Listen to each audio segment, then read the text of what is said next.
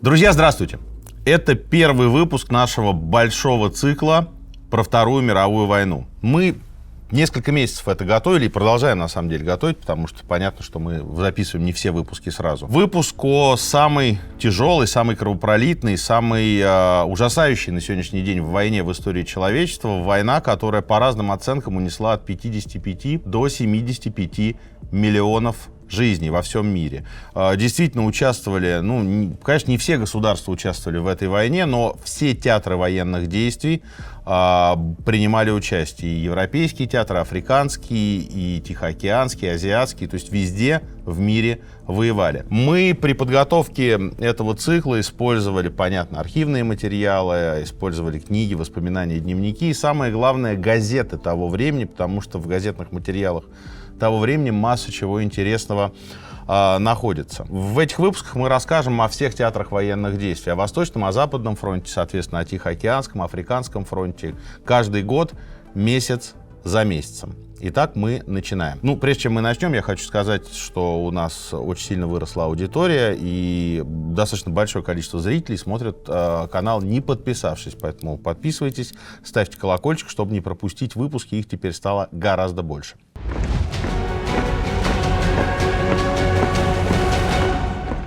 Принято считать, что Вторая мировая война началась в 4 часа 26 минут утра 1 сентября, когда состоялся первый боевой вылет самолета Люфтваффе. Пикировщик Юнкерс-87 под управлением Брунделы осуществил первое бомбометание по польским объектам. На самом деле это не совсем так, точнее, это совсем точно так с точки зрения историографии, но на самом деле война началась с фразы «бабушка умерла». Откуда взялась эта фраза? Мы коснулись предыстории этой войны в выпуске про Мюнхенский сговор. Если вы его не видели, посмотрите, пожалуйста.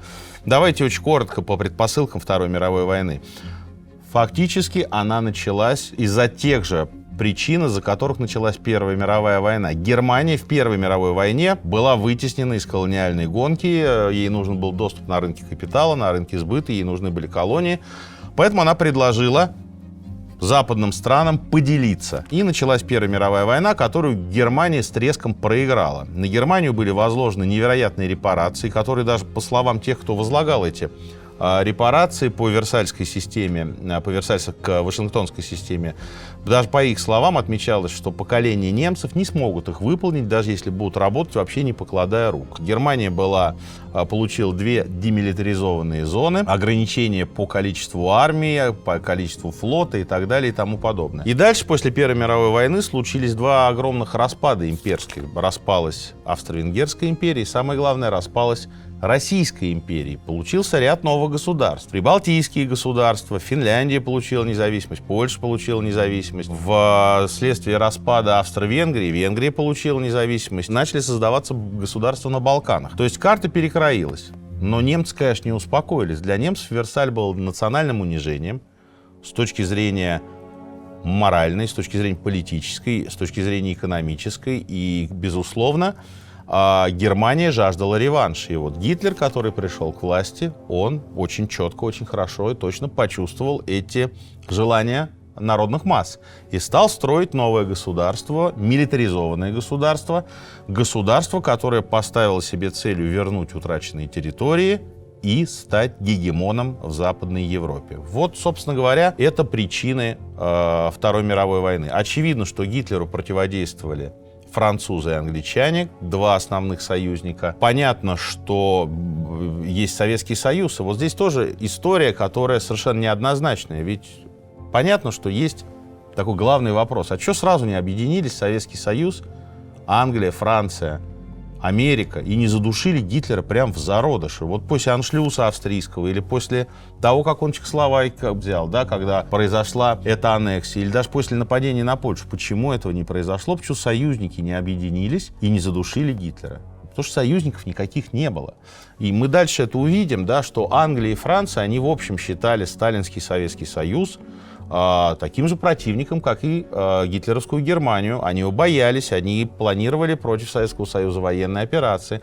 Советский Союз тоже не стоял в стороне, подписав пакт Молотов-Риббентроп, то есть союзный договор с Гитлером, начал расширение, то есть возвращение бывших имперских земель, бывших земель Российской империи. Да? Мы потом последовательно пройдем по этому пути. Америка вообще не хотела влезать в войну, она думала, что у нее война с Японией будет, и война с Японией случится, и поэтому никаких союзников не существовало. Более-менее Англия и Франция были заодно, и то они, слушайте, они бросили Чехословакию, вот опять же, да, в Мюнхенском договоре я об этом рассказываю.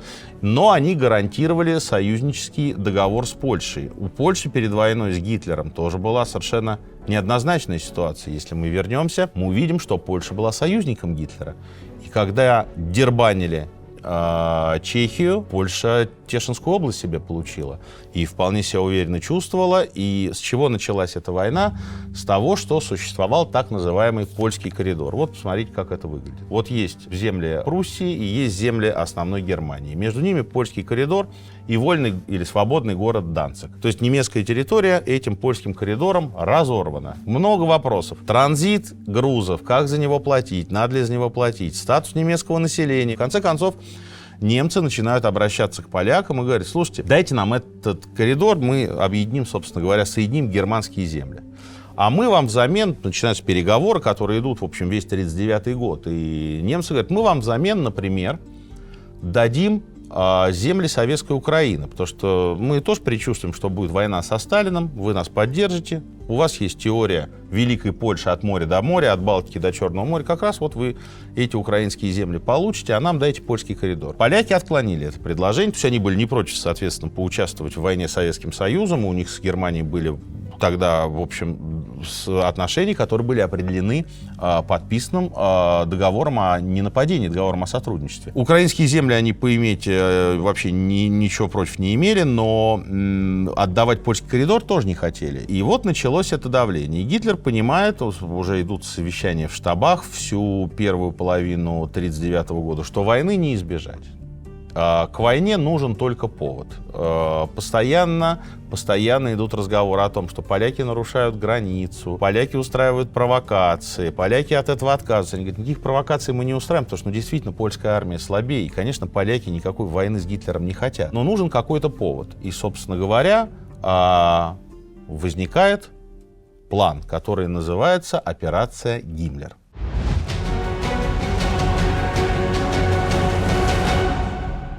Поклонники спорта знают, что великий футбольный вратарь Лев Яшин стоял на воротах и в хоккее. Он становился обладателем кубков в обоих видах спорта. Яшина даже приглашали в советскую сборную по хоккею, но он отказался, решив посвятить себя футболу. Сезон континентальной хоккейной лиги 2024 года тоже не без интересных фактов. Совсем недавно Тинькофф стал первым в истории банком, генеральным партнером лиги. И по этому случаю даже выпустил лимитированную серию дебетовых карт с уникальным дизайном. Оформить такую карту можно до 31 июля и вместе с этим принять участие в розыгрыше абонементов на все матчи любимых команд. Совершите покупку билетов на матч КХЛ любым удобным способом с использованием карты и получите приятный бонус от банка до 500 рублей в виде кэшбэка за покупку. Переходите по ссылке в описании и оформляйте карту Тинькофф в лимитированном дизайне прямо сейчас. Ссылка уже ждет вас в описании.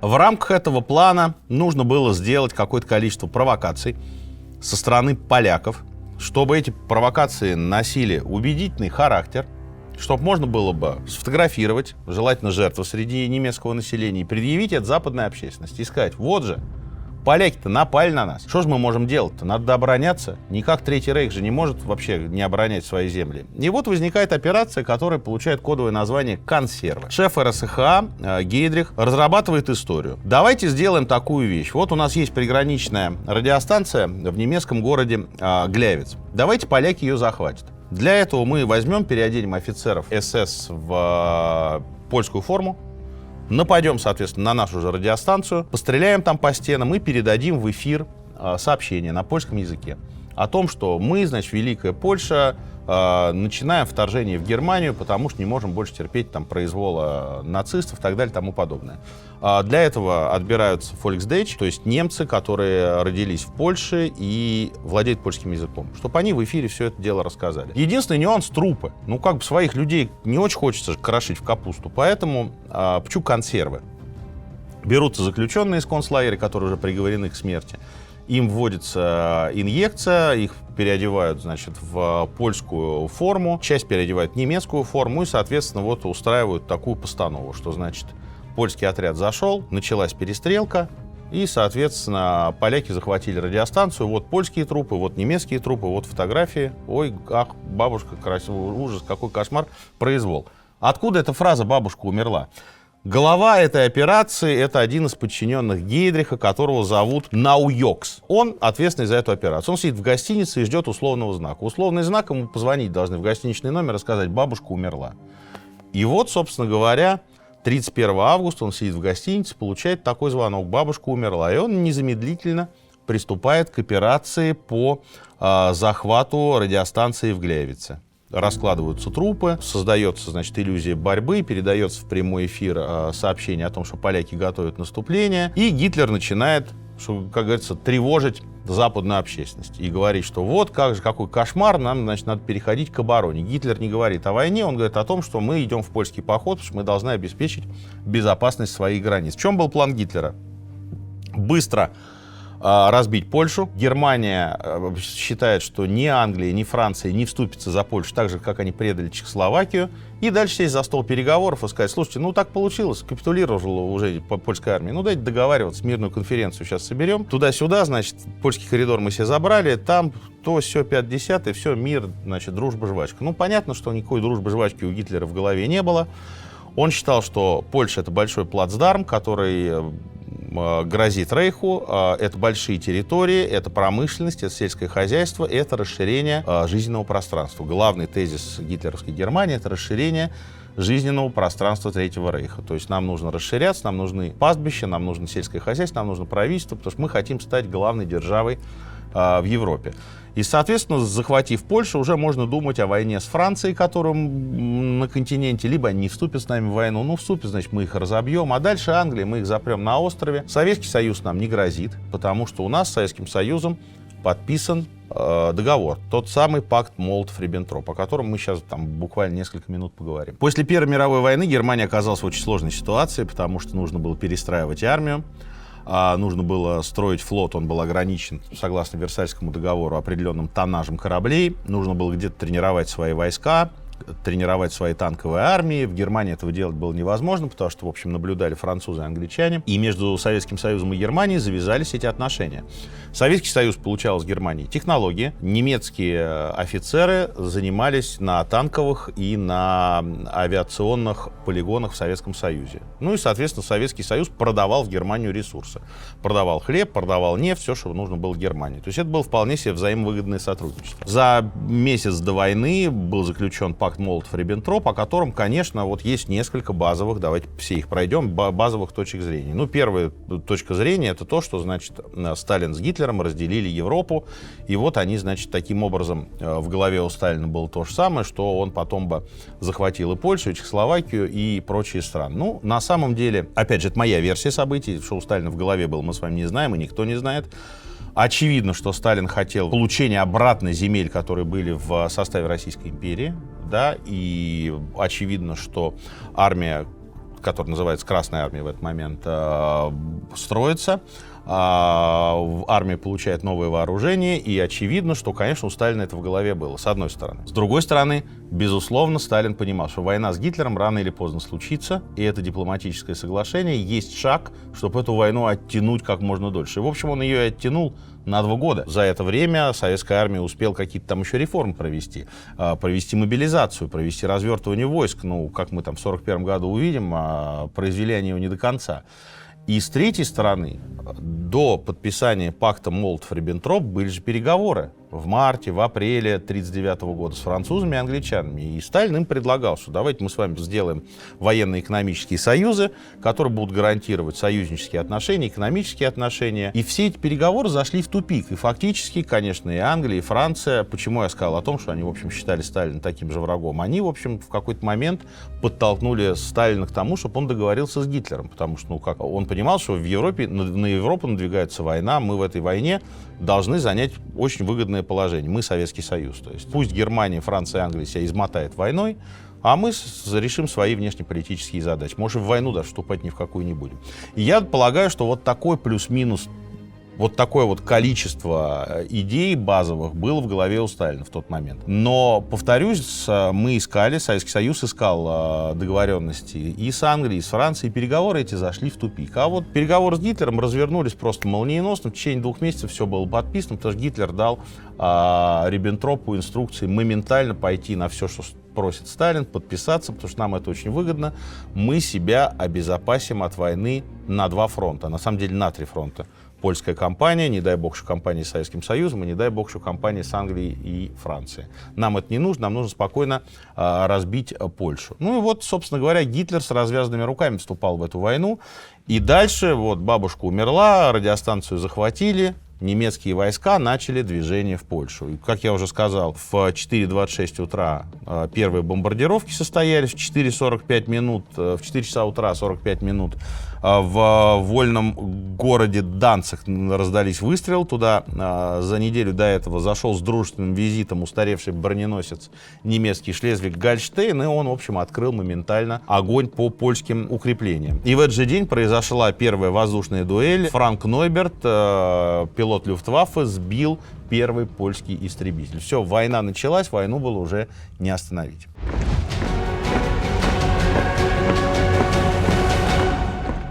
В день вторжения 1 сентября Советский Союз снижает призывной возраст с 21 года до 19. То есть фактически Советский Союз готовит скрытую мобилизацию, начинает разворачивать войска, начинает выдвигать их к польской границе. Когда я сказал, что война началась и спасти ситуацию невозможно, была попытка спасти ситуацию. 2 сентября Муссолини, глава Италии, предлагает созвать мирную конференцию в составе Англия, Франция, Германия и Италия. Ну, Италия ничего не значит в этот момент в Европе.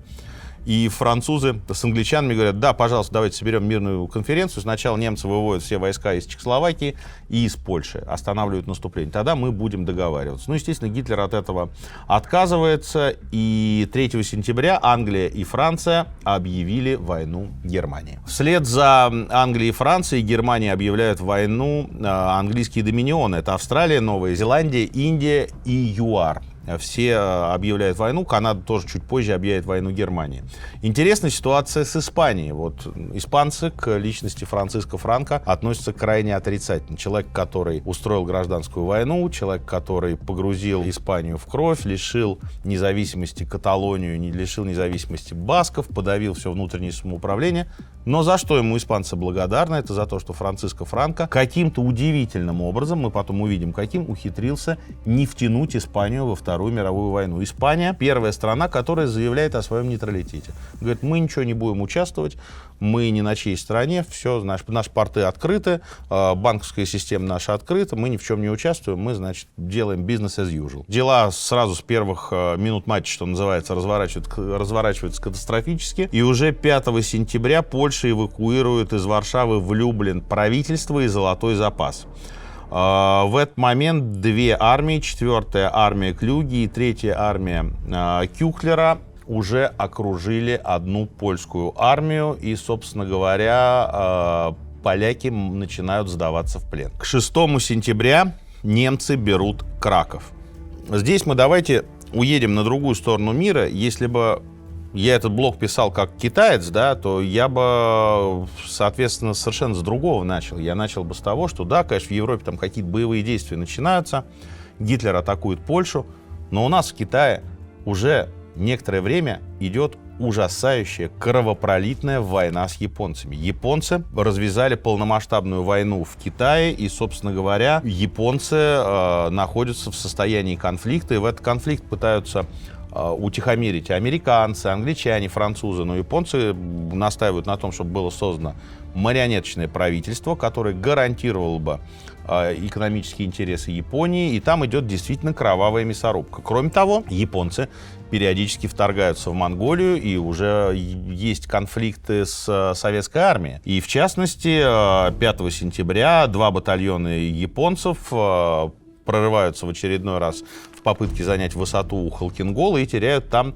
350 человек. То есть японцы еще и находятся в состоянии перманентного военного конфликта с Советским Союзом. Как я уже сказал, немцы взяли Краков, Советский Союз проводит скрытую мобилизацию, то есть начинается разворачивание частей. В Германии вводится первый такой серьезный цензурный акт — смертная казнь за угрозу оборонной мощи Германии. То есть любые действия, саботаж, диверсии, подстрекательство к диверсиям, которые могут касаться оборонных или иных, связанных с военными предприятиями, за это карается все смертной казнью. Вы меня спросите: слушайте, ну французы с англичанами объявили войну 3 сентября. Вы рассказываете, Сергей, про 6 сентября. И что делают французы с англичанами?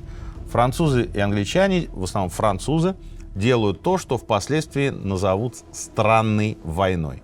Французская армия, исполняя свои союзнические обязательства с Польшей, заходит в долину Рейна и берет 12 немецких населенных пунктов. Казалось бы, вот сейчас вам удар в тыл Германии, сейчас еще англичане подтянутся, и получится та самая война на 2 фронта. И войны этой не получается. В долине Рейна укрепленная линия, которая называется линия Зигфрида. Это немецкая укрепленная линия. После Первой мировой войны это вообще популярная очень тактика. Мы строим, значит, серию траншей, серию долговременных огневых точек, в идеале несколько этажей, чтобы там, значит, батареи под землей, арсеналы, вернее, под землей располагались наверху батареи, здесь лазареты, коммуникации, значит, противотанковые надолбы. И таких линий в Европе существует несколько. Во Франции такая линия называется линия Мажино, на направлении возможного удара немецкой армии. В Германии, в долине Рейна, такая линия, она называется линия Зигфрида. У финнов такая линия на Карельском перешейке, называется она линия Маннергейма. И такая же линия еще есть у бельгийцев, которая защищает Альберт-канал от возможного удара немцев. Вот такая тактика. Значит, мы сидим в этих долговременных огневых точках, у нас хорошие, значит, глубокие траншеи, и мы ведем позиционную окопную войну, такую, как мы вели в Первую мировую. Вот одной из причин главных поражений Франции — это устаревшая военная доктрина, что будет какая-то затяжная, немобильная окопная война. Но немцы своими танковыми клиньями и неожиданными ударами, конечно, потом французскую армию за это растерзают. И вот Франция вводит войска в эту долину Рейна, берет 12 населенных пунктов и затихает. И ничего не происходит, и происходить ничего не будет. Вы удивитесь, год там французы будут сидеть. Будут какие-то изредка перестрелки артиллерийские, будут какие-то самолеты летать, французы иногда будут бомбить Рур, но это дикость абсолютная.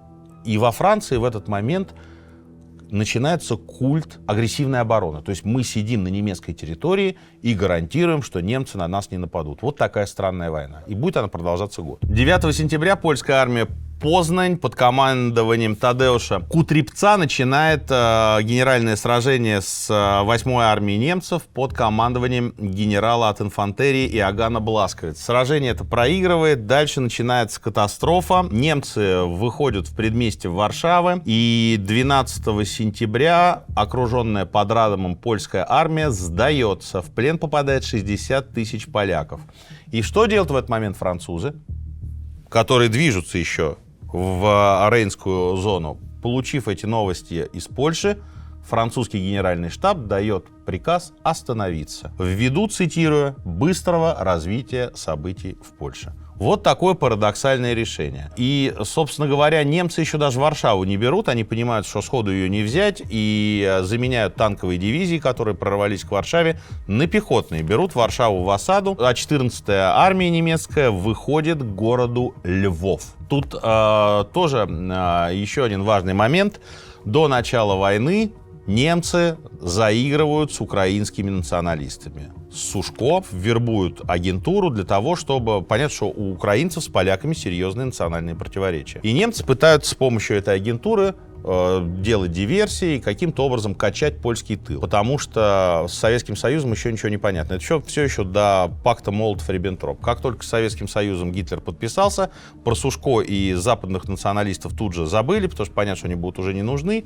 И, собственно говоря, все гарантии, которые были им даны, мы сейчас двинемся в Польшу, а Западную Украину отдадим, значит, вам, и у вас будет украинское государство. Все это было моментально забыто, и вот немецкие войска в предместье города Львов, который тогда, конечно, является польской территорией.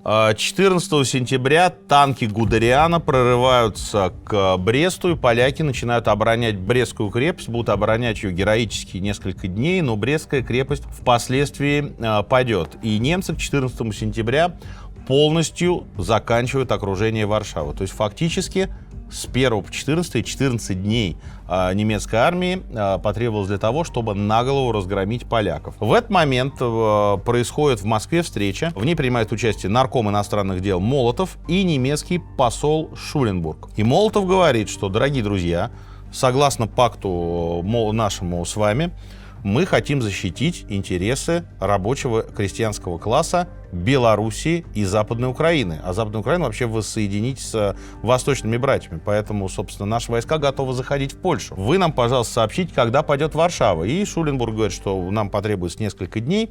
И, собственно говоря, после этого вы можете смело продвигать свои войска в Польшу. Надо сказать, что вот эти встречи Молотов-Шуленбург, они будут происходить, не ежедневно, но пару раз в неделю. То есть будут переговоры между немцами и советским правительством. Будут обсуждаться разные вопросы. То есть понятно, что для Гитлера это было очень важно. Он постоянно держал руку на пульсе Сталина. Как будет вести себя Сталин? Что дальше будет происходить? И вот это одна из первых встреч, которая, собственно, во время польской кампании была. К 15 сентября немецкая армия выходит на линию Белосток, Бельск, Брест-Литовск и Осовец. Помните выпуск про Осовец?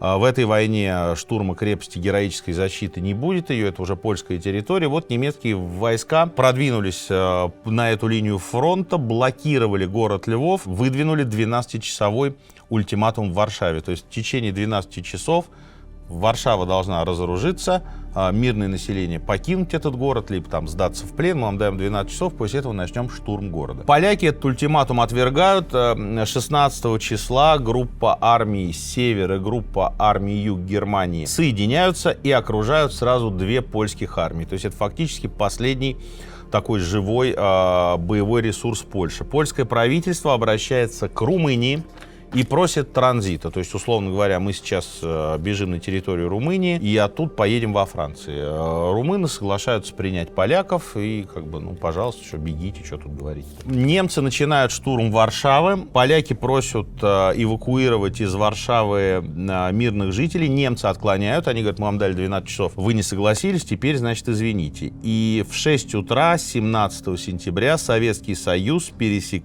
армия Советского Союза, Красная армия пересекает границу Польши. Молотов выступает по радио и говорит о том, что польское государство потерпело банкротство. Мы должны защитить стонущих под властью капиталистов и помещиков, братский белорусский народ и братский народ Западной Украины. И, собственно говоря, мы хотим, чтобы эти земли вернулись домой, и советские войска входят в Западную Украину и Западную Белоруссию. И в этот же день еще один важный момент происходит. Подписано перемирие между Советским Союзом и Японией. Я об этом частично рассказывал в выпуске про Перл-Харбор. Если вы его еще не посмотрели, посмотрите. Японцы выбирали фронт, следующий после Китая.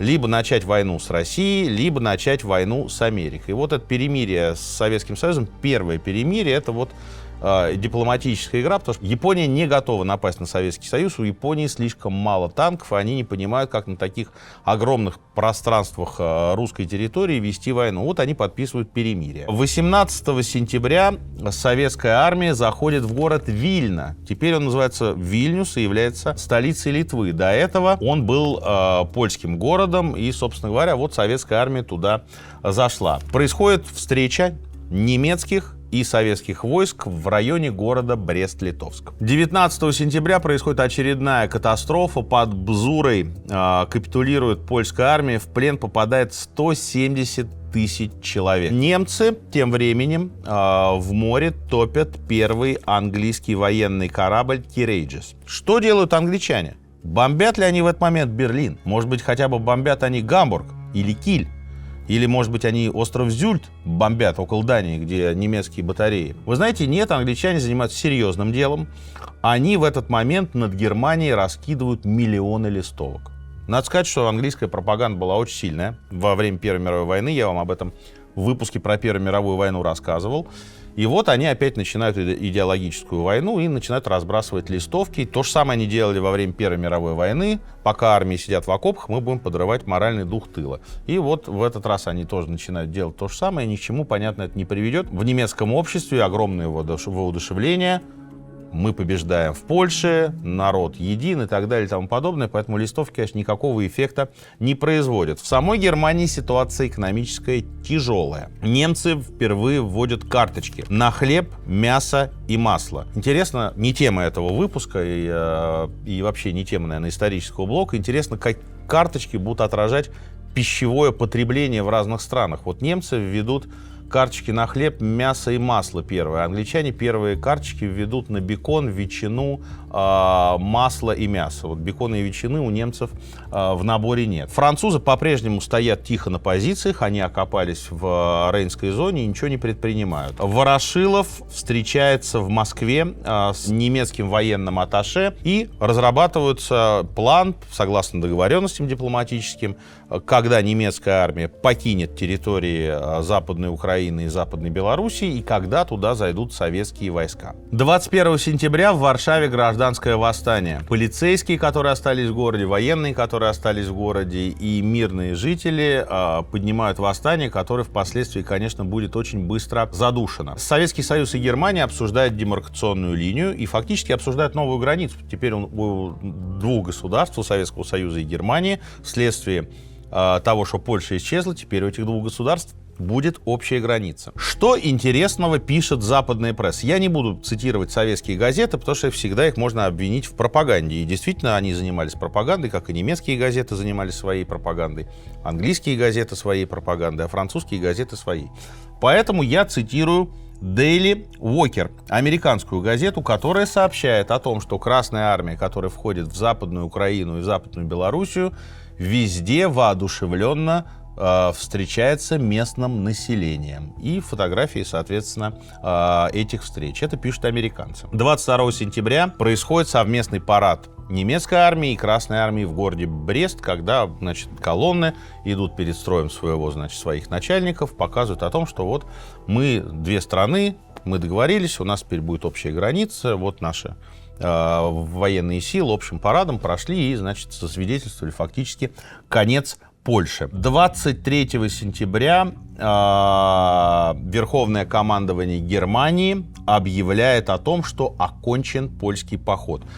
Здесь еще одна вставка. Гитлер выступает 1 сентября с началом войны, и он впервые за долгое время надевает военную форму. И, в общем, он все важнейшие последующие выступления будет делать в военной форме, подчеркивая, Гитлер все время это подчеркивал, что я простой ефрейтор, войну видел из окопов, шей кормил, не то, что эти прусские генералы. И вот этот нарратив Гитлера о том, что он, значит, простой солдат, он будет всю войну использован немецкой прессой. 24 сентября происходит наконец-то переброска английских войск во Францию. Парламент очень долго торговался с французами о количестве этих войск, долго разрабатывались планы. Пока они разрабатывались, уже Польша была захвачена немцами. И вот 24 сентября англичане начинают переброску своих войск во Францию. То есть они, наконец, всерьез готовятся к боевым действиям. Что происходит в Москве? Москва начинает играть в новую дипломатическую игру. Вопрос Западной Украины и Западной Белоруссии решен. Остается ряд других вопросов, которые сталинское правительство и лично Сталина волнуют. Это судьба Прибалтики и судьба Финляндии. Начинается дипломатическая история с Прибалтикой. Молотов встречается в Москве с представителями Эстонии для того, чтобы заключить торговый договор. Торговый договор обсуждают минут 15, по словам эстонцев. Дальше Молотов говорит: слушайте, торговля, это все, конечно, хорошо, давайте-ка про суть, про базу. Значит, нам нужны базы в Эстонии, потому что мы считаем, что В Европе война будет разгораться, и непонятно, кто по Советскому Союзу ударит. С Германией вроде у нас мирный договор, но завтра он может быть закончен. А вот Англия с Францией, они явно недружественные страны. Мы не хотим, чтобы прибалтийские территории были использованы для создания опорных плацдармов, с которых будет выкатываться вражеская армия на советскую территорию. И, собственно говоря, Молотов впервые говорит эстонцам: мы хотим разместить в Эстонии военную базу и ограниченный контингент. 15-20.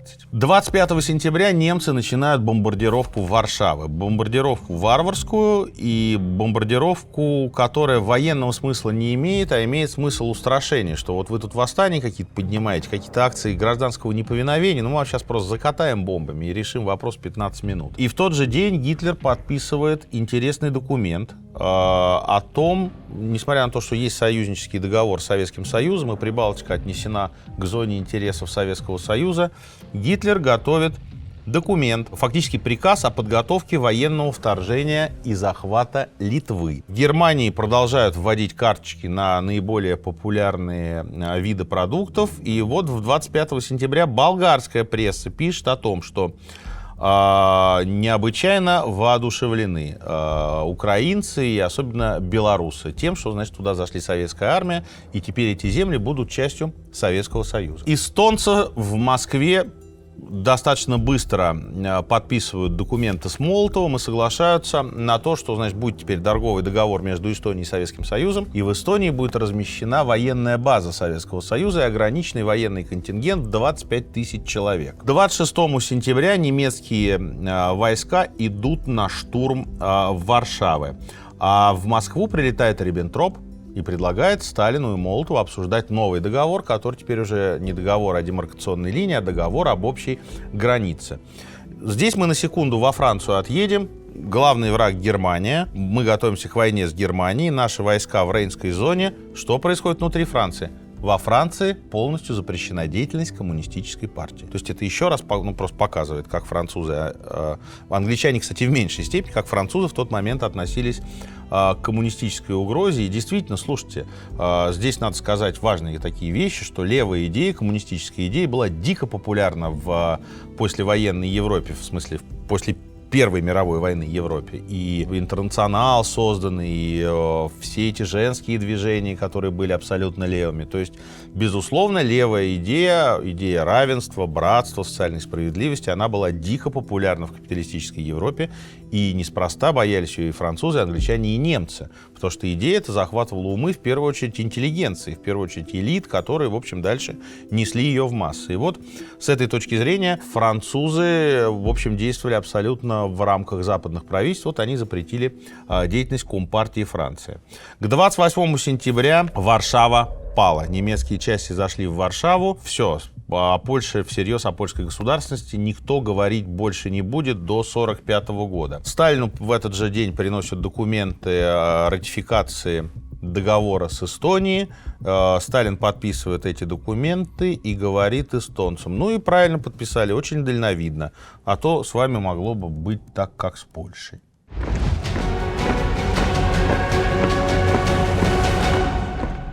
К концу сентября Гитлер решает свои главные задачи.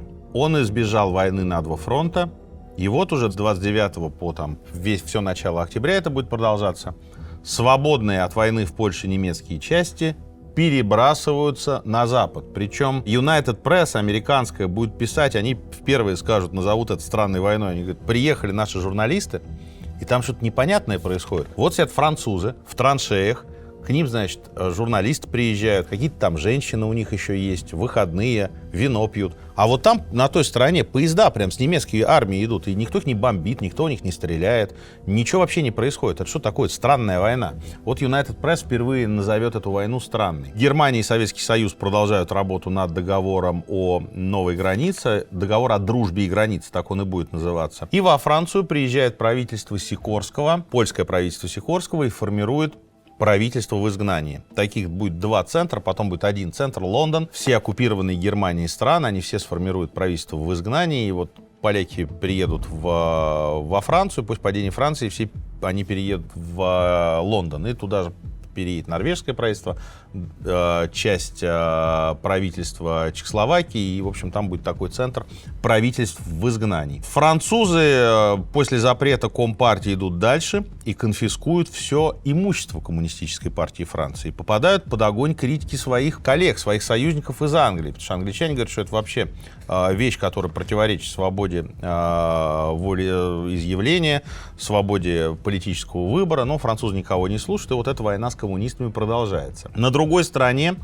японцы бомбят Чэнду. Это столица провинции Сычуань. Начинается большая сычуаньская кампания. К 10 октября немецкие войска, свободные от войны в Польше, в большом количестве переброшены на Западный фронт.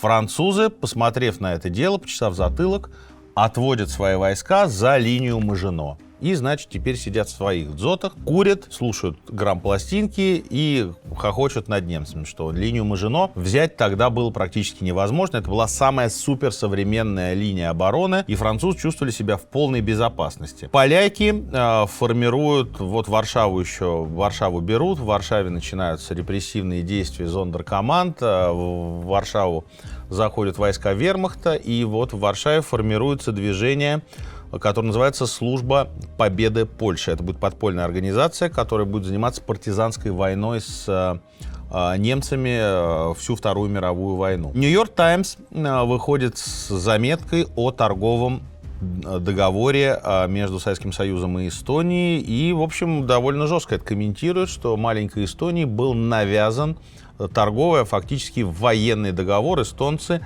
ничего сделать не смогли, Прибалтика постепенно достается Сталину. Пишет об этом «Нью-Йорк Таймс». Что происходит в Америке? А в Америке в этот же момент принимается Панамская декларация.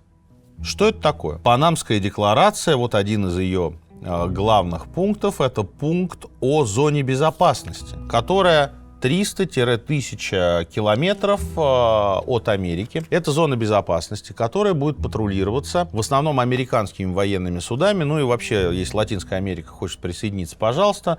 Но фактически эта статья говорит о том, что Америка вокруг своего континента и вокруг своих островных баз создает зону безопасности, и фактически под контроль Америки попадает судоходство и любые перемещения в части Атлантики и части Тихого океана. То есть, если Советский Союз пытался оградить себя, ставя контингент в Прибалтике и потом начав войну с Финляндией, то Америка показывает своим латиноамериканским соседям и, в общем, Японии в первую очередь, совсем не сосед, но тем не менее, что мы тут контролируем океан. Без нас ничего происходить не будет. То есть, так или иначе, все страны начинают пытаться обложиться вот этими брустверами безопасности из соседских стран или из соседских морей. 4 октября в Лондоне Кабинет министров утверждает план Бальфура.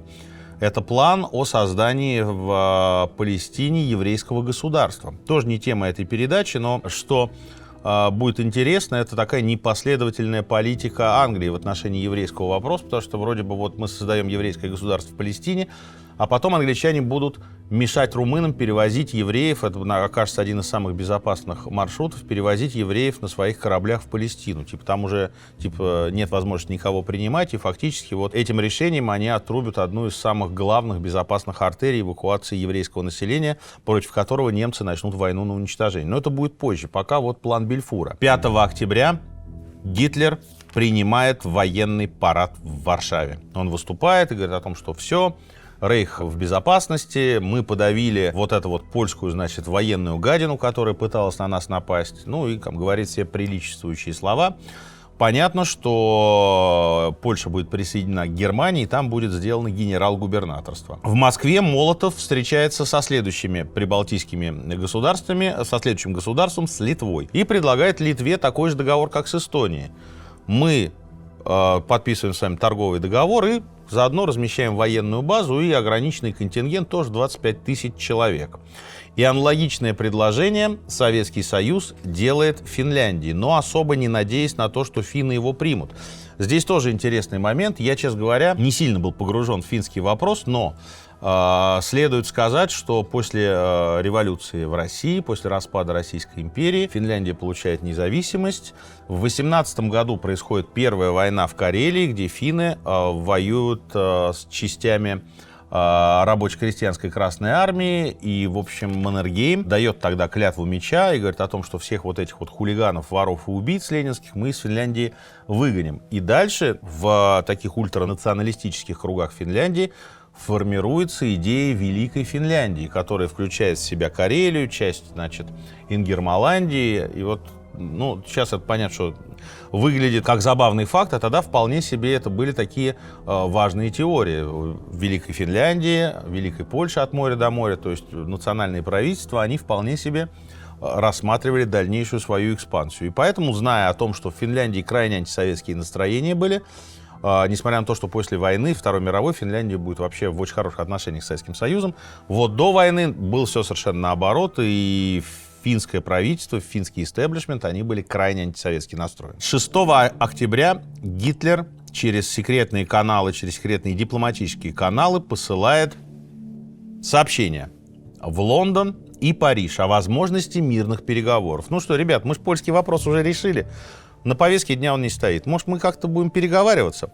Французы и англичане это отвергают. Японская армия идет в очередное наступление, и там тоже, чтобы вот было понятно, просто цифры. Там соотношение на одном отрезке наступления 90 тысяч японцев против 180 тысяч китайцев. То есть там тоже война идет не на жизнь, а на смерть, и довольно кровавая. После того, как англичане и французы по дипломатическим каналам, опять же, Гитлеру отказывают, Гитлер выступает с заявлением о том, что в Европе, особенно в Восточной Европе, наконец установился прочный мир, и интересы прочного мира полностью совпадают у Германии и Советского Союза. И цитирует Гитлера газета «Правда». Еще сутки немцы ожидают ответа от англичан, может быть, кто-то там передумает, англичане и французы не передумывают. И вот 8 октября Гитлер издает декрет о ликвидации Польши. Польши больше не существует. Польша — это генерал-губернаторство. Первым генерал-губернатором станет отвратительный ублюдок Ганс Франк, человек, который Польшу утопит в крови, человек, который будет создавать еврейские гетто, и вообще это редкий ублюдок. Что тут о нем говорить? Тем не менее, вот факт исторический: Польши больше не существует. Это генерал-губернаторство. В этот же момент немцы узнают о том, что Советский Союз ведет переговоры с Турцией, потому что Турция тоже у нас южный сосед, и Турция находится под влиянием Франции и Англии, и ведутся переговоры о возможном союзе, о том, значит, с кем вы будете, возможно ли через вас там наступление на наши южные рубежи. Немцам это все сливают, и Шуленбург в Москве приезжает к Молотову и говорит: о чем вы там с турками-то переговариваетесь? И советский МИД выпускает коммюнике о том, что мы не понимаем нервозность наших германских партнеров, собственно говоря, о чем хотим, о том мы говорим с турками, против вас ничего не замышляем.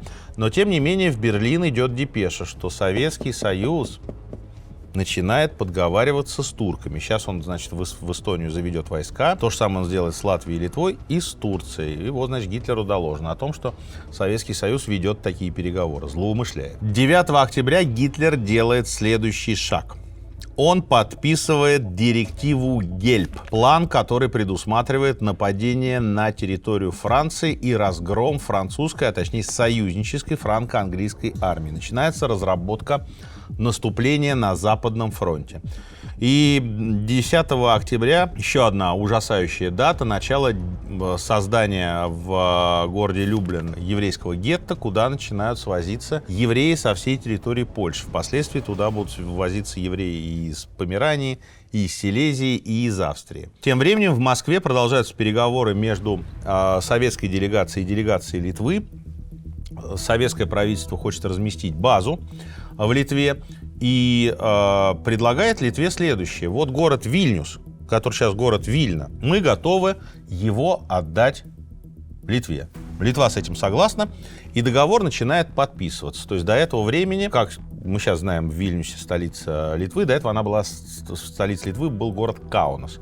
И вот сейчас, значит, в рамках этого договора литовцы получат бывший польский город Вильна и начинают обсуждать ограниченный военный контингент. 11 октября происходит еще одно важное событие, которое предопределит вообще весь ход истории. несколько ученых во главе с Эйнштейном пишут письмо о том, что в Германии готовится создание атомной бомбы. Письмо это вызывает достаточно сдержанную сначала реакцию, потому что никто еще не понимает, что такое атомная бомба, но американцы уже, в общем, готовятся к тому, что надо разрабатывать это оружие. Сталину об этом докладывают, и Сталин говорит о том, что нам тоже нужен свой атомный проект, но самая главная новость в том, что в Германии-то он, оказывается, уже на парах, все уже там делается, и скоро бомба будет. Хотя, конечно, немцы во время Второй мировой войны так бомбу и не построят, слава тебе Господи, и оружие этого не получат в свои руки. Как я вам уже сказал, на территории Польши делается генерал-губернаторство, и вот Ганс Франк становится первым его губернатором. Продолжаются депортации евреев, они теперь охватывают более широкие области, Чехию, Австрию и Померанию. То есть евреи массово сгоняют с своих мест и вот перевозятся в гетто, по сути, в концентрационные лагеря. Начинаются переговоры между Советским Союзом и Финляндией. Переговоры базово о Ленинграде. Сталина не устраивает то, что Ленинград находится в зоне быстрой досягаемости вражеской армии. И он просит отодвинуть границу на 40 миль от Питера. Ну, помимо этого, помимо того, чтобы отодвинуть границу, это главное, но есть еще сопутствующие вещи. Советский Союз хочет от Финляндии уступку полуострова Ханка и уступку всех внешних островов, которые в Финском заливе защищают фарватер, то есть являются такими важнейшими стратегическими точками. Взамен Сталин предлагает Финляндии не такую важную с точки зрения стратегии и военного дела территорию в Карелии, но в 2 раза больше по объему от того, чего просит Советский Союз. Финны эту историю отвергают. Переговоры продолжаются, но понятно, что на них никаких взаимных уступок сделано, скорее всего, не будет. 14 октября англичане понимают, что вот эта вот их неуязвимость времен Первой мировой войны, она в прошлом. Военно-морская база Scapa Flow, главная база британского флота, она очень хорошо защищена. Зенитки, система ПВО, то есть ее практически невозможно бомбить с воздуха.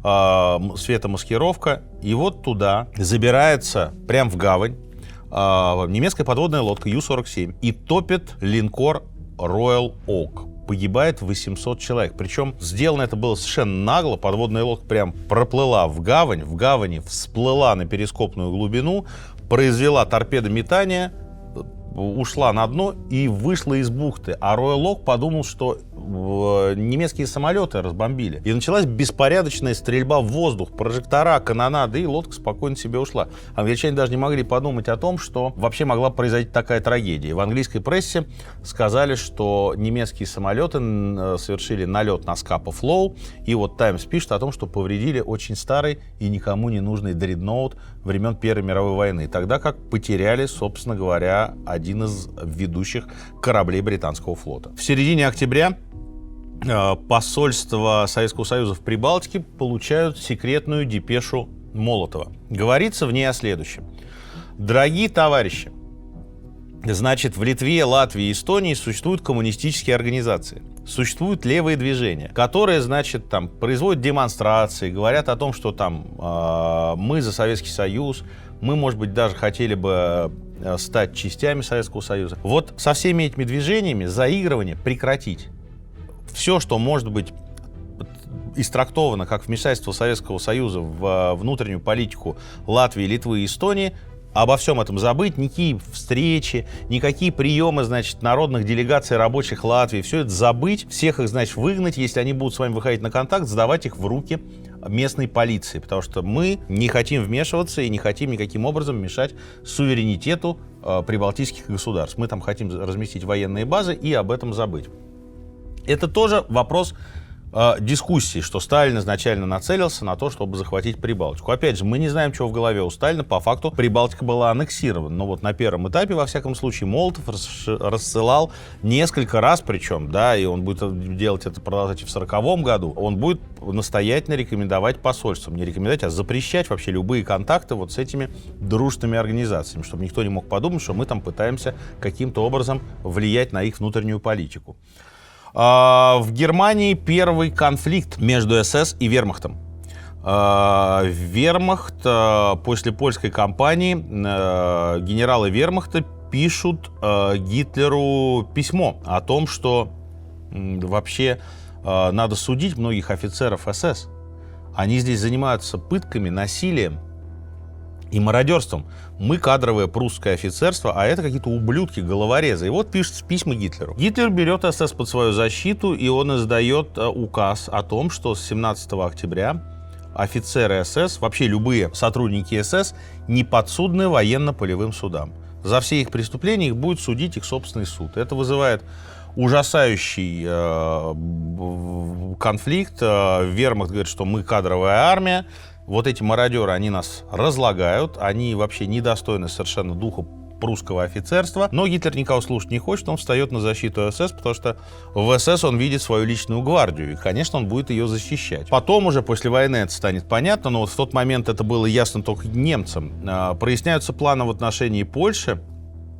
Впоследствии, после войны, уже будут доступны дневники Гальдера, немецкого генерала, который пишет о том, что в Польше главная мишень — это элиты, помещики, фабриканты, интеллигенция и священнослужители. Их необходимо изолировать, там, в лагеря или расстреливать.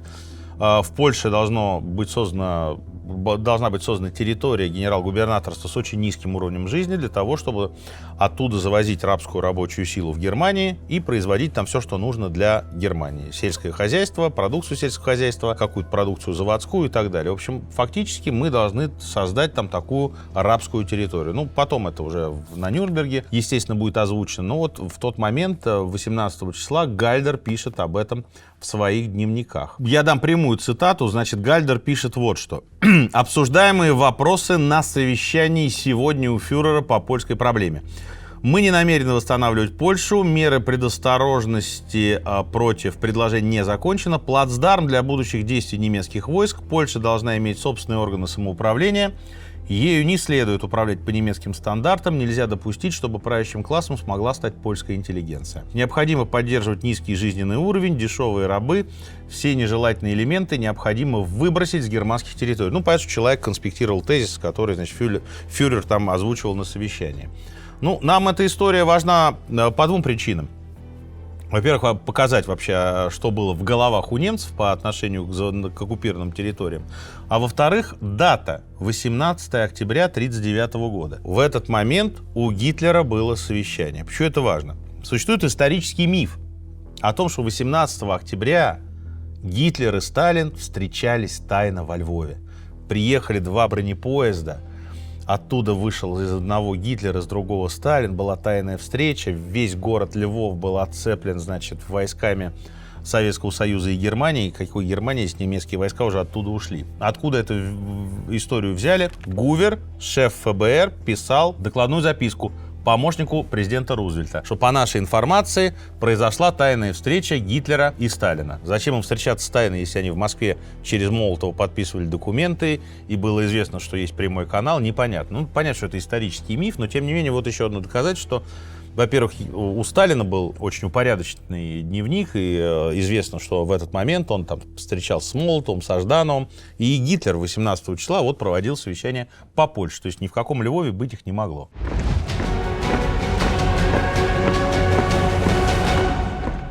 19 октября немецкие войска начинают развертывание в рамках операции «Гельб», то есть нападение на Францию. Утверждение плана происходит. Гитлер говорит о том, что в ноябре должно состояться вторжение во Францию. В Турции происходят интересные переговоры между Англией, Францией и Турцией. Подписываются союзные договоры. В рамках этого договора англичане обсуждают авиационный удар по городу Баку. Почему? Очевидно, что когда началась война, англичане стали блокировать морские порты Германии для того, чтобы немцы не получали никакого продовольствия и никаких нужных материалов. Немцы ведут подводную войну и топят транспортные корабли союзников. То есть очевидно, что это война экономическая. Но в тот же момент есть договор между Советским Союзом и Германией. Нефть и пшеницу немцы получают железнодорожными путями. И вот французы и англичане планируют бомбардировку Баку, бомбардировку Батуми и бомбардировку Поти. Думают задействовать иранские аэродромы и турецкие аэродромы для того, чтобы, значит, лишить немцев нефти российской. Ну, решить таким интересным образом, то есть разбомбить советские нефтепромыслы. И, естественно, благодаря утечкам эта информация становится известна в Москве. В эти же дни Молотов еще раз, это будет удивительно, он каждую неделю будет писать в посольство в Прибалтике: никоим образом не заигрывайте с коммунистическими элементами на территории этих стран. Вот он очередное письмо напишет 19 числа, не письмо, а шифрограмму, естественно. И 19 октября в Америке, важная дата, происходит первое заседание Уранового комитета. И вот тут обсуждается уже непосредственно работа по созданию американского атомного оружия. Но вернемся в Европу. Вот этот план Гельб, который Гитлер утвердил, его Генеральный штаб, конечно, совершенно не принимал. Кейтель этот план критикует отчаянно. Происходит инспекция войск, и, в общем, немецкие генералы Гитлеру говорят о том, что мы к войне не готовы.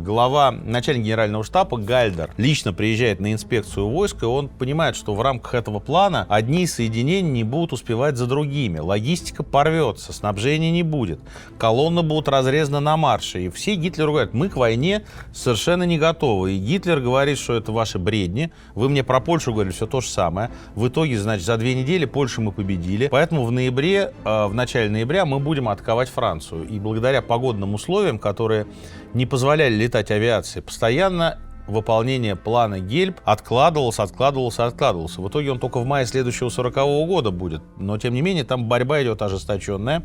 И в рамках этой борьбы зреет, в общем, заговор против Гитлера, о котором я вам как-то рассказывал в уроке истории про операцию «Валькирия». Немецкие генералы продолжают надеяться на то, что Гитлера можно грохнуть, потому что многие из них считают, война с Францией и Англией, несмотря на то, что в Польше быстро мы победили, она закончится для нас катастрофой, как в 18 году. И никто нам совершенно не поможет, мы к этой войне не готовы, и, в общем, ничего не сделаешь. Вот такая ситуация в ставке Гитлера в этот момент. В ноябре в Москве второй раунд переговоров между Финляндией и Советским Союзом. Позиции сторон все те же. Нам надо отодвинуть границу на 40-70 километров, взять острова, мы вам взамен отдаем огромные, в 2 раза больше территорий в Карелии. Финны стоят на своем, и, собственно говоря, в этот же момент военный совет представил Сталину план операции по разгрому финской сухопутной армии и военно-морского флота. Советский Союз начал готовиться к войне с Финляндией. Понятно, что переговоры будут в тупике. Еще одно интересное событие происходит в Атлантике. Там, у берегов Аргентины, немецкий крейсер суперсовременный, который называется «Адмирал Граф фон Шпее». Он послан в Южные моря для того, чтобы топить союзные суда. И вот его добычей становится огромный танкер «Шелл» водоизмещением 706 тонн. Он его топит. Граф Шпее будет просто занозой у англичан. Он будет неистовствовать просто всю осень и все начало зимы в Атлантике и топить огромное количество союзнических танкеров, грузовых судов, станет, в общем, настоящей болью английского адмиралтейства. В Японии ситуация ухудшается, война все-таки требует огромного экономического напряжения. Японцы принудительно фиксируют закупочные цены на рис и принудительно скупают рис у крестьян, потому что рис нужен армии. В Германии в начале ноября продолжается война, ну, в кавычках, противостояние Генерального штаба и Гитлера. Фон Браухич пытается отговорить Гитлера от вторжения. Гитлер хочет вторгаться во Францию 12 ноября. Он 6 числа вызывает шефа Абвера Канариса, одного из таких выдающихся шефов разведки Второй мировой войны, и просит его повторить Гляйвец, то есть сделать такую же инсценировку, но уже с участием бельгийцев и голландцев, чтобы через их территории вторгаться во Францию. Канарис выражает сомнение И, в общем, все в тот момент против плана Гитлера. 7 ноября план Гельб перенесен из-за непогоды. А 8 ноября вообще случается ужасающая вещь. Гитлер выступает в Мюнхене в пивной Бюргер Бродкеллер. На Гитлера совершено покушение. Я вам об этом тоже в операции «Валькирия» рассказывал. Георг Эльзер хотел Гитлера убить, ничего у него не получилось, к сожалению. Самого Георга поймали, и он, в общем, до апреля 1945 года будет сидеть в концлагере, и только в апреле 1945 уже перед самым финалом войны его расстреляют. Вторжение во Францию перенесено, и, в общем, весь генеральный штаб, это удивительно, все будущие вообще главные генералы Рейха, Лейб, Рунштадт, фон Бок, они все Гитлера отговаривают, они все говорят, что он сошел с ума, мы не можем вести эту войну. Ну и война, в общем, переносится, но не из-за них, а из-за непогоды. В Польше 11 ноября годовщина, 11 ноября 1918 года Польша обрела независимость. И вот в Варшаве распространяются листовки подпольно о том, что, значит, надо будет польские флаги на балконы вывешивать, надо будет всячески показывать фашистам, что мы по-прежнему являемся независимой страной. И Ганс Франк, генерал-губернатор, выпускает указ о том, что если на каком-то из домов будет замечен польский флаг или польские листовки, всех жителей этого дома мы будем расстреливать. Это касается каждого населенного пункта и особенно Варшавы. В Германии ситуация экономическая продолжает ухудшаться, карточки введены уже на одежду. А в Москве последний финальный раунд переговоров с финнами. И вот там финны отвергают предложение Сталина. И Сталин говорит знаменитую фразу, что, говорит, друзья мои, финны, ну смотрите, как получается. У нас от Ленинграда до границы вот такое-то расстояние. Мы же понимаем, что ни вы, ни мы ничего с этим поделать не можем. Ленинград я вглубь страны передвинуть физически не могу. Значит, придется двигать границу. И, в общем, финны понимают, что их ожидает война с Советским Союзом. 17 ноября немцы начинают под покровом ночи, когда получается в светлое время суток, тотальное минирование прибрежных вод Англии, в основном там у территории Шотландии. И мины эти для англичан вообще ужасное дело, потому что еженедельно вот по газетам «Таймс» пишет, что еженедельно из-за подрыва на минах торговый флот Британии и союзников теряет общее количество 60 тонн грузов. То есть огромное количество кораблей подрывается на этих минах, и с этими минами ничего сделать невозможно. В тот же момент вот все передовицы наполнены историей о крейсере «Адмирал граф фон Шпей», который топит одно судно за другим в Атлантическом океане. И, в общем, раздаются такие наезды на Адмиралтейство, что типа, а вообще мы владычица морей или как? Почему там один крейсер в Атлантике каждую неделю 2, 3, 4 корабля у нас забирает? И, в общем, англичане готовят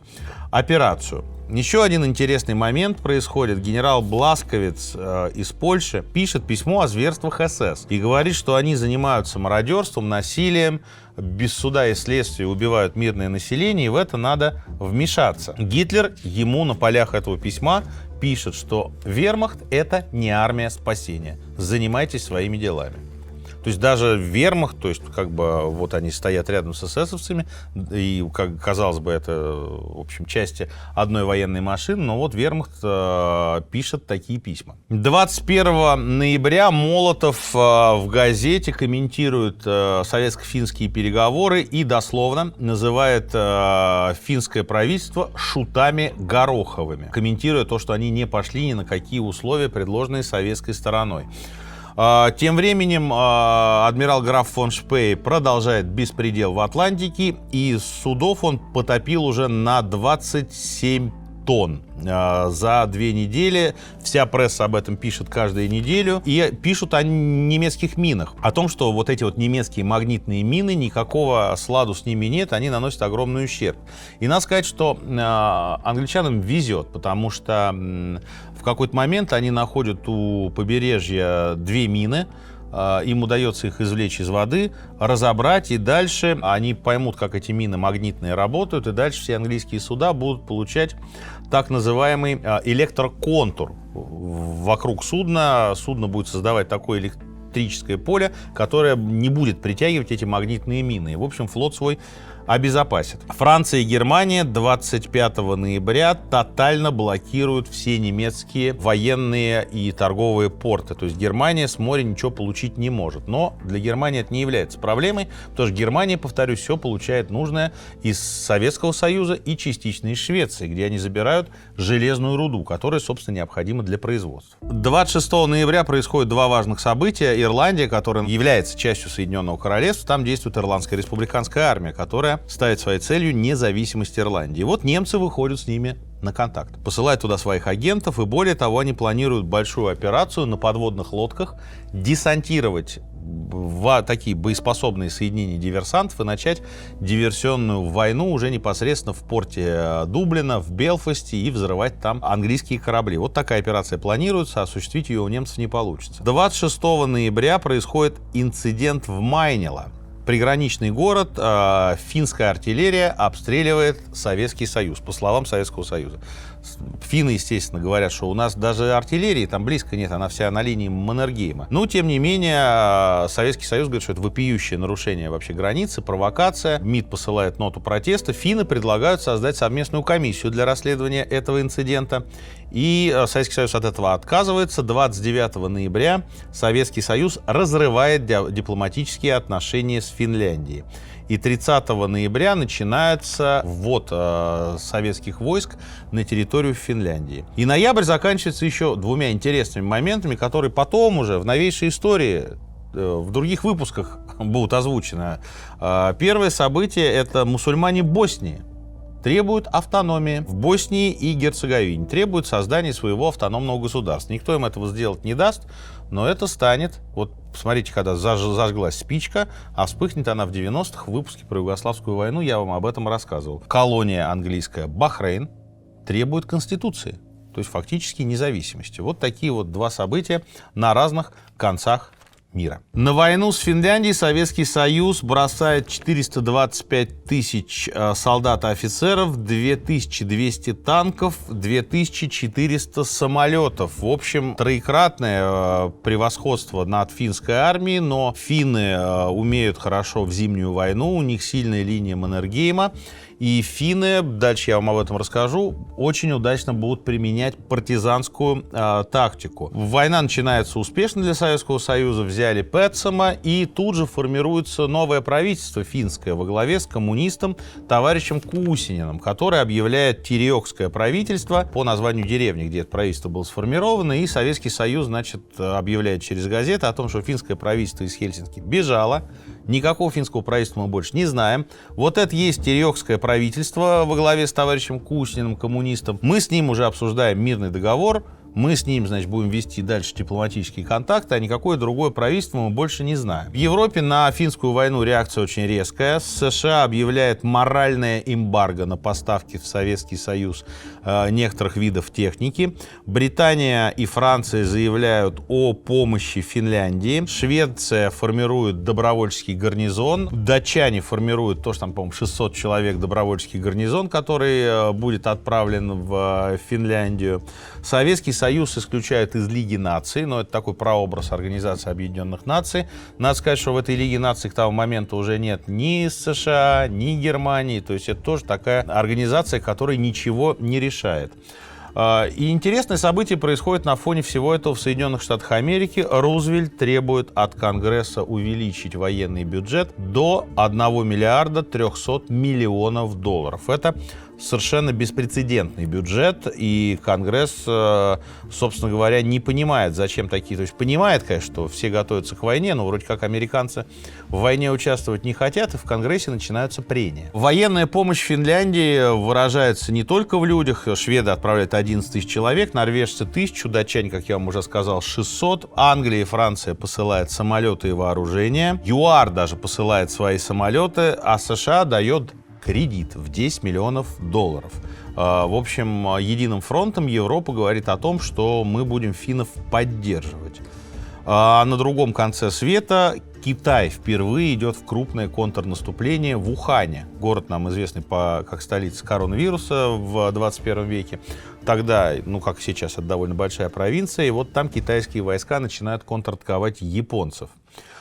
Финская война начинается для Советского Союза, как я вам уже сказал, хорошо, но продолжается это хорошо буквально неделю. К 12 ноября у нас в окружении 163-я дивизия. Финны избрали тактикой партизанскую войну. Партизанская война описывается фразой, которая называется «тактика Мотти». Мотти — это деревья, дерево-заготовка. То есть идет колонна на марше советской техники. У колонны вырубается первая машина и последняя машина. Колонна встает.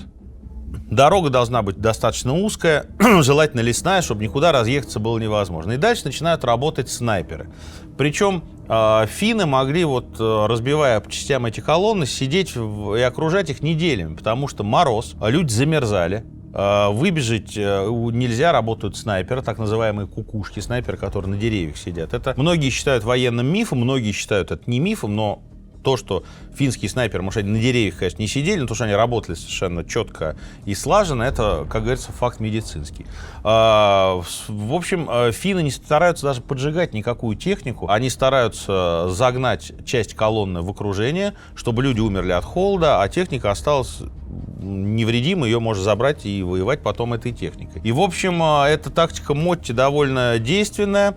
Советские колонны растягиваются на маршах, артиллерия запаздывает, колонны очень сильно растянуты. Совершенно ужасающая история. В декабре просто начинается катастрофа за катастрофой. Окружение и разгром у Талваяри 12 декабря. 14 числа у Ладожского озера окружена 168-я армия. В конце декабря окружение 18-й стрелковой дивизии генерала Кондрашова и 34-й танковой бригады комбрига Кондратьева. И к 8 января 44-ю дивизию полностью уничтожат в сражении при Радской дороге. То есть финны будут мобильно, лыжными отрядами вываливаться из снегов, расчленять эту армию на колонны и колонну за колонной уничтожать. И это, конечно, катастрофа. Советский Союз совершенно не ожидал, что он столкнется с таким способом ведения войны. К такому способу мы были не готовы. И коктейль Молотова, о котором вы все, наверное, знаете, это как раз вещь, которая родилась во время Советско-финской войны. Знаменитая пропагандистская песня финнов, которая называется «Нет Молотов». Финны ее крутили по радио. И вот это коктейль Молотов — это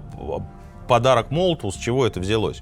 Советская авиация бомбардирует финские города, и когда финны говорят, что вы, значит, разрушаете гражданские здания, Молотов говорит, что мы вообще-то не бомбили, а скидывали в Хельсинки корзины с хлебом, потому что у вас там голод начался. Это такие подарки от Молотова. Ну и финны сказали, тогда и нам, Молотову, надо сделать подарки. Его сделали этот коктейль Молотова, горючую смесь, которую достаточно быстро изготовить. Ее производили заводским методом, огромным количеством. Она была суперэффективна в войне против советских бронемашин. 13 декабря 1939 года Адмиралтейство английское наконец проводит эффективную операцию против крейсера «Адмирал граф фон Шпей» у Ла-Платы, у берегов Уругвая. 3 английских крейсера вступают в бой с адмиралом графом фон Шпей. Один крейсер получает серьезные повреждения, 2 других сумели прорваться, миновав зону, когда из далекой дистанции граф Шпей мог их расстреливать. Они прорвались через эту зону и нанесли довольно серьезные повреждения. Крейсер «Адмирал граф фон Шпей» вынужден был укрыться в Монтевидео, в Уругвае. Уругвай дал 3 дня на то, чтобы восстановить крейсер и выйти в море, но английские крейсеры выход в море заблокировали, выход в море был невозможен, крейсер затопили, а вся команда была эвакуирована в Буэнос-Айрес вместе с капитаном графом Лангсдорфом. Здесь тоже удивительно, как в истории бывает. Адмирал граф фон Шпей был назван в честь немецкого адмирала графа фон Шпей, который руководил как раз эскадрой, примерно в этом же регионе, действующей в Первую мировую войну, и действующей довольно успешно. Эскадра эта была потоплена англичанами у Фольклендских островов. И граф фон Шпей, глава этой эскадры, погиб вместе с 2 своими сыновьями. Потом его именем назвали корабль, который уже во Вторую мировую войну практически в том же регионе также пострадал от англичан, был затоплен, и команда эвакуирована в Аргентину 20 декабря. Капитан корабля адмирал граф фон Шпей, капитан Лангсдорф, в гостиничном номере завернется в корабельный флаг и застрелится. Согласно кодексу прусских офицеров, что капитан корабля должен разделить судьбу своего судна. Германия продолжает подводную войну, и англичане несут от нее довольно серьезный урон. И в середине декабря Гитлер начинает планировать операцию «Везерские учения». Что это такое? Морские порты заблокированы. Ветка, которая идет из Швеции через Норвегию и поставляет в Германию железную руду, в опасности, потому что англичане могут высадиться вместе с французами в Норвегии, захватить порты и блокировать всю нашу доставку железной руды. Гитлер планирует операцию «Везерские учения», вторжение в Данию и вторжение в Норвегию. Чем занимаются в этот момент англичане? Они планируют вместе с французами бомбардировки Батуми, Поти и Баку для того, чтобы лишить немцев нефти. Англичане обсуждают с турками возможность создания антисоветских восстаний на приграничной советской территории с участием белоэмигрантов, с участием турецкой разведки. Вот англичане планируют такую операцию. И в середине декабря китайское наступление в Ухане, вот это крупномасштабное против японской армии, с огромными потерями остановлено, и китайцы откатываются обратно на занятые до того позиции. Таким был 1939 год, первый год Второй мировой войны. Заканчивается он терактом Ирландской республиканской армии в Дублине, в форте Магазин. Они подрывают английский гарнизон. Папа Римский в конце декабря обращается ко всем нациям и говорит: давайте все сядем за стол мирных переговоров. Его, конечно, никто не слушает. Французы собирают сведения о советских объектах на Кавказе и планируют всерьез тоже присоединиться к операции против нефтеносных, нефтеперерабатывающих заводов и нефтеносных промыслов. Китайцы пытались атаковать японцев на своей территории в Ухане. Все это наступление провалилось. Японцы нарастили, но наконец 1939 года численность своей армии в Китае до 1 миллиона 100 тысяч человек. Английская пресса разрывается и говорит о том, что за неделю мы от подводных лодок фашистов теряем 114 судов. Это совершенно катастрофические цифры, с этим что-то надо делать. Потому что тотальная война Гитлера лишает нас практически 25% поставок из Нового Света. Это, согласитесь, серьезная цифра. Советский Союз увяз в войне с Финляндией. Не готовы были к зимней войне. Финны очень удачно ставили минные заграждения. Финны очень удачно использовали рельеф местности. Лыжные отряды, как я вам уже сказал, рассекали советские дивизии по частям, окружали их, и там, значит, либо холодная смерть, либо смерть от снайперов. Советский Союз в этой войне завяз. И вот в конце года Генеральный штаб Германии докладывает Гитлеру о том, что они изучили первые месяцы войны Советского Союза и Финляндии. Советский Союз имеет невероятно слабую армию. Вот она вроде такая большая, но на самом деле, вы видите, она с финнами даже ничего сделать не может, поэтому зря мы ее боялись. И тогда появляется фраза Гитлера о том, что советская армия — это колосс на глиняных ногах. То есть народу много, а воевать никто не умеет. Вот такие вот итоги 1939 года. Польша разгромлена, Франция и Англия ведут странную войну с Германией, немцы достаточно удачно оперируют на морях и ведут подводную войну против торгового флота в Атлантике, Япония увязла в Китае, Советский Союз увяз в Финляндии. Это был 1939 год, первый год Второй мировой войны. Дорогие друзья, спасибо за то, что смотрите уроки истории. Вот мы начали большой цикл о Второй мировой войне, и он будет продолжаться весь этот год. Спасибо, что подписываетесь на канал. Спасибо, что подписываетесь на мой телеграм-канал. Там тоже много всяких интересных исторических фактов я публикую. И, в общем, увидимся в следующем выпуске.